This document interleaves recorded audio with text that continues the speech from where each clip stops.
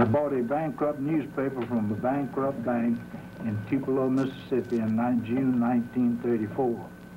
So I've had a long residence there, except for the time that I was in the Navy in World War II. I have very strong convictions, and I am very free to express them.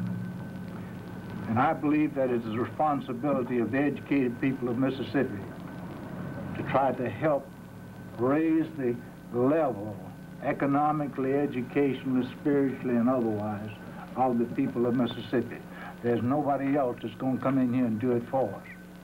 And I am worn out and antagonistic to the idea that we've got such sorry people, we got to be 50th in practically everything. Governor, I wonder if you would comment about your first occasion meeting George McLean and the kind of influence which he might have had on you and some subsequent thought of your own. Well, as I recall, it was in connection with an ODK forum at Ole Miss when I was a student there. Must have been about 1942. That's 40 years ago, and it's hard to realize it's been that long. But George McLean, on that occasion, introduced the state of Mississippi to a lot of us who were there, who had grown up in the state, but who had missed an understanding of what our problems were, what our opportunities were. You see the differences, frankly, between places like Tupelo and Lee County and a lot of other places in the state that have not had this kind of leadership, have not had this kind of vision. And so frequently, we drive our own people out of communities because we don't maintain them in a way that makes people want to live there. George McLean had a vision of the kind of community that Tupelo and Lee County ought to be. As a result, Tupelo has retained its population, it's retained its bright, competent people, and has been able to attract them from other areas. The fundamental thing that I have learned in terms of action is the fact that you are not going to find any community leadership in Washington or in Jackson or in Ohio or Michigan or somewhere else for this community. You've got to do the job yourself. And if Mississippians don't do that job, and they don't love their community enough, then they're going to have to move, or they're going to stay there, and the town's going to remain just about what it was. And many communities have died on the vine because the leadership has either been satisfied because they were in the affluent group or in a powerful group, or because they just haven't given their attention to their own community. I came with the idea that I believe that I could be a more direct, tangible service through a business institution. No use in a man that's a college professor or a preacher to say, well, you ought to do this. That's one thing I was glad to get out of the teaching profession, because I believe if I can't do it, and I'm not willing to put my life and my reputation on the line and my property, I can't ask my students to do that. And it's been a fight to demonstrate that. It is not easy. I couldn't possibly do it, what I've done here in newspaper work or community development in most of the towns of Mississippi. I'm quite sure that there's a little difference in Tupelo, and has been from 1885 on practically, because there has been an innovative thing like concrete roads. There is no pat answer. There's no universal formula. You've got to do your work after taking into consideration the problems and the hopes and ideas of the people who are there.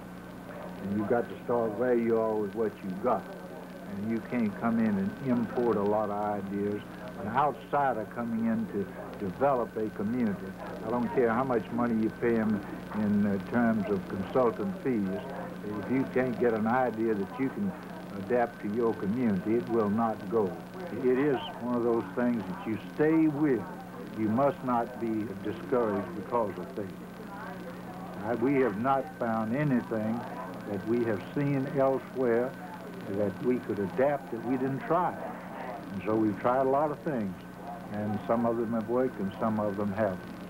Regardless of what we tried, if we failed on that, we came up with something new that we could get some participation in. With Marketing Association, where we tried strawberries and sweet potatoes and all that. It was highly recommended. It would have been a profitable crop as it is in West Tennessee, but our people would not do that. And so we just had to drop it, take the money loss, and turn to something else. There must be people who will give their time, there must be people who will give their talent, and there must be people who will put their money where their mouth is. If you're not willing to put some money in it, if you're able to, then it's not going to move. We should be trying to inspire our young people that life does not consist in the abundance of a man's possessions, but by the life that he's lived and the service he's running. And it's a joyful thing when you really feel that you are making a contribution to people who otherwise will be marred in poverty for the rest of their lives. And I think when the young people of this state realize the opportunities here, that they will be gratified at what can be accomplished. I have found that if you work hard enough and you overcome the skepticism that they have of a college professor, that you can gradually build confidence. And for that reason, it took us a long time, because I made many mistakes, not only in terms of expressing attitudes that the people would not accept, but I found that gradually they began to see that we were trying our best to help them help themselves, not tell them what to do, but to help them do the things that they desperately wanted to do. People in all cultures have grown from within. The Japanese are a prime example. The people of Denmark years ago lost their best lands. They lost their main markets to America and other places. And yet old Bishop Grundtvig said to them, "You are Danes, be proud of yourselves. Let's start and do these things ourselves." And they became one of the most prosperous farming regions in the world. And there is no reason in the world that we can't do the same thing in this state. And we ought to start here and not depend on professionals to come in and do it, because the professionals largely tell you what they've read about. You've got to have some local people who put their hand to the plow in the here and now. Trying to get a state to adopt something is a futile exercise, in my opinion.